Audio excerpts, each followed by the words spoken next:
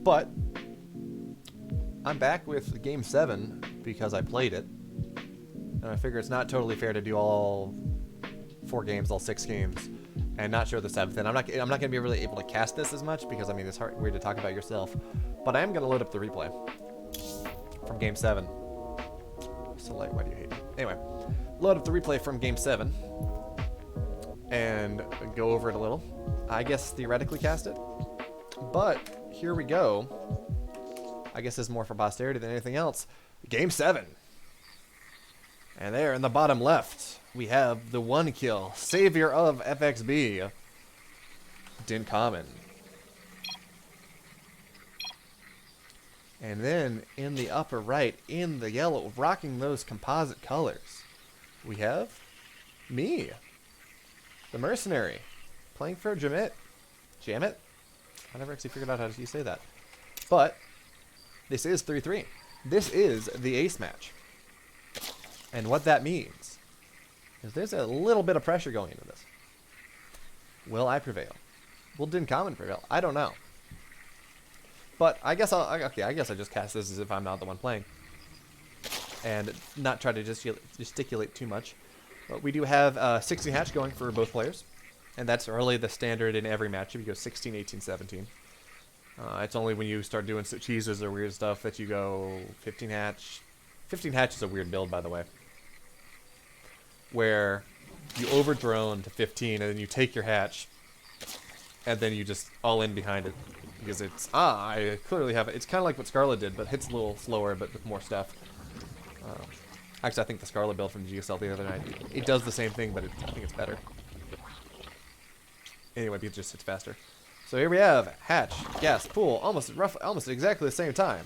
My gas, BeoMulf's gas is a little faster. Dyncommon's pool is a little bit faster. But I mean, this is splitting hairs on the back of, I don't know, back of, what has small hairs? Okay, maybe? I don't know.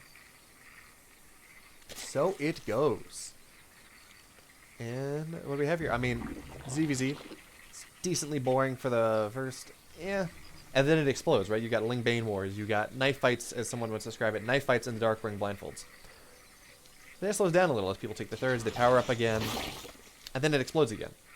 And it's kind of this ebb and flow of tremendous pressure and tremendous, I don't really want to do pressure right now because I need to make sure that I take care of what I need to do. At least at this level. Maybe in the pros it's a little more constant, but I do not have the APM of a raider, and I don't believe Dyncommon does either. So, here we are. We got the forward lings, we got safety lings, more scouting lings, whatever you want to call it, just to make sure that no crazy shenanigans are happening. We have Dyncommon out. He is not taking his third yet. The number is about 28 supply if you're being greedy, 30 to 32 if you're not. So he's getting Baneling Nest. And eventually he's probably going to go look to take his third. We'll go with that. One more pair of lings for BeoMulf. A couple more workers for Dyncommon. Both players are playing pretty safe here. Baneling Nest before third. This is an H match. You'd hate to get sniped by something that just weird, by some sort of speedling all in. Oh, that's a mistake. So we do have the Zergling goes in. He's, yes, I see what's happening. Nothing. 2 drones on the gas. Make sure you have enough gas for Banelings. Workers in production. Difference here we have the first divergence though. Bunch of Zerglings being built for the yellow Zerg. Meanwhile, there are a couple defensive Banelings being made by Dyncommon. Let's see, he's chosen to take the reactive role in the ZVZ, which can be powerful if you're able to do it. BeoMulf goes, he doesn't quite have enough to defend those Banelings that were in close, so not able to defend those, but that does draw the Zerglings back, and that gives him a bulkhead, so plus 4 Zerglings, couple Banelings on the way. And we do have 3 Banelings waddling up. 1 Baneling goes forward. Now, the trick here in the ZVZ is you just want to explode these Banelings on as little as possible. So third base is built. 1 Bane for 1 Bane is the most perfect trade in the history. 1 Ling for 1 Bane is the best possible trade in ZVZ. As the Zerglings attempt to start to war down the third, and 1 Baneling runs in and explodes on the two banelings there. So, and the second one's going to explode here as well. So again, that's just an even trade. And what that means is, sure, there are some Zerglings across the map, but this hatch is going to go down, and there is significantly more army for the yellow Zerg than there is the red Zerg now. He's going to get that one drone, but it doesn't look like he's going to be able to get this down by the time that BeoMulf comes back with his pack of lings. BeoMulf they both have Spire, roughly, actually Dyncommon's ahead on the Spire, so this is going to be, looks like a 2-base Roach attack. +1 is not on the way though, so this is not a +1 speed Roach timing that we would see for a while. Su really popularized that one. And the hatch survives on 17 HP. That's always scary. So we have a bunch of spines going down for the yellow Zerg as his Spire nears completion. This makes it look like Mutaplay, as there's no other reason to build that many spines. And there is also no Roach Warren, so that kind of tells the story right there. 4 gas, bunch of spines, no Roach Warren. And there is the Spire.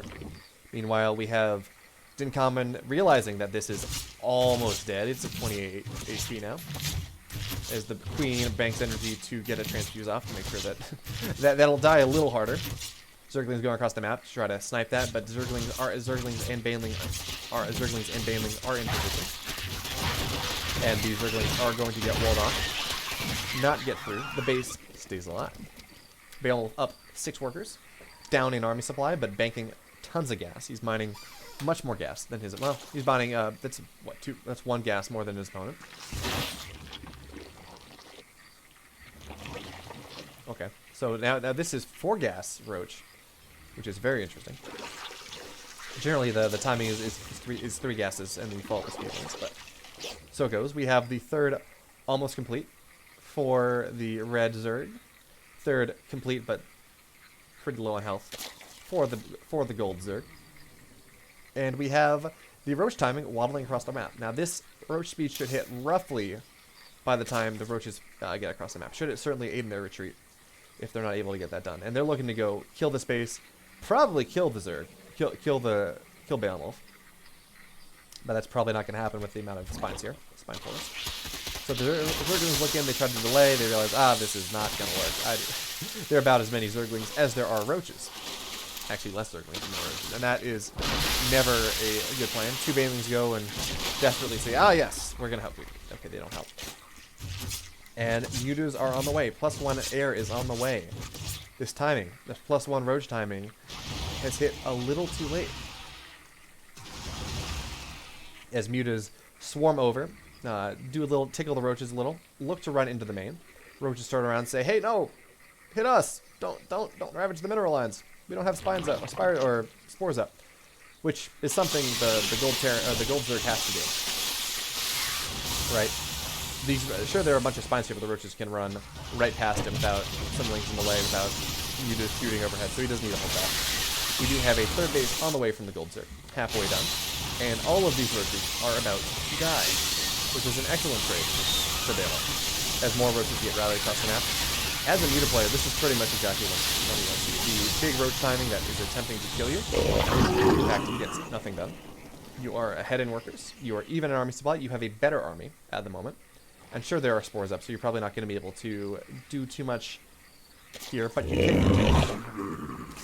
And the Hydra Den for Dyncommon is not even up yet. We actually have a 3rd. That's an interesting spore location. Generally, you want to be there, and there, not too in line like that. But I guess he wants to make sure the Hydra Den stays safe. Now we have the pack of Mutas sharking around, looking to see what they can get done. Actually, not a lot. They will get that. They should be able to get that creep tumor, though.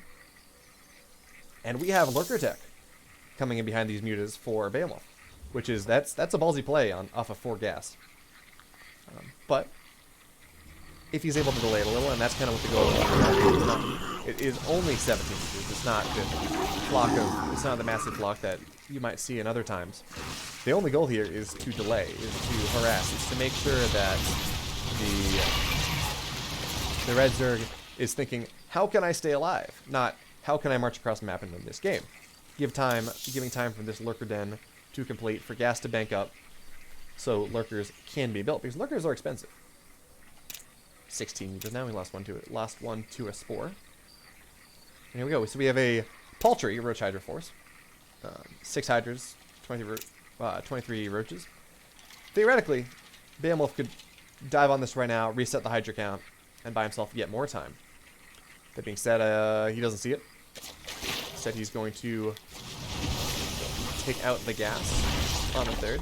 Now, so that's interesting. Dyncommon has been pretty much doing all of this powering up on 4 gas, even with Hydras, which means he's not going to be able to get a ton of Hydras out there. Hydras are the much more expensive gas unit in the Roach Hydra composition. Yeah, BeoMulf's going to see this, move across the map. He really should just dive on these Hydras and stall the push, but so it goes. He thinks, I guess he thinks there are more Hydras than there are, and he is correct, but the Hydras are separated. But this is kind of what you want to do right here. You're going, and you're just plinking away. You're making things sure things don't happen. And there are 6 lurkers. There is no detection for the red Zerg here. BeoMulf up a little bit in lurker supply, a little bit army, and Dyncommon, he runs in. He says, "Oh no, there are lurkers. Not even +1 yet, but soon to be +1." And that's it. That is game 7. JaMiT taking the series, 4-3 over Formless Bear Slots. Week 1 of the VTL team, the Validity Team League, and I get to put my name on the kill streak. Wow, that feels nice. Thank you all to everyone who watched both parts of this stream. I am sorry I could not cast myself. I also did not want to stream myself as my internet has been a little bit screwy. But so it goes. That's game 7. Hope you all enjoyed. And please tune in next time whenever I'm casting next. I love seeing y'all in chat. Have a wonderful one. Have a good one.